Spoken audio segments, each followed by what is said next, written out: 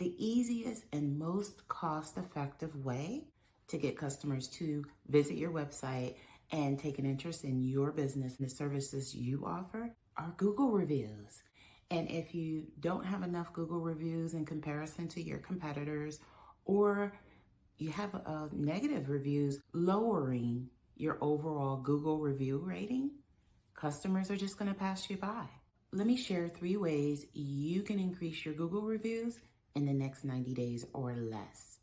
The first way is you ask your repeat customers for reviews. You know what? If they're coming to you on a regular basis, they're going to be happy to do it.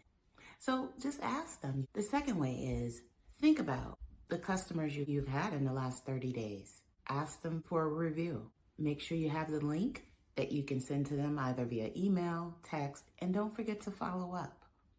And the third way is to automate this entire process. The reason that most small business owners don't get enough reviews is they don't ask. What better way to ask than to systematize that process? That way you don't have to remember to send anyone anything. It's done automatically. And we have a system that allows you to offset the likelihood of getting a negative review.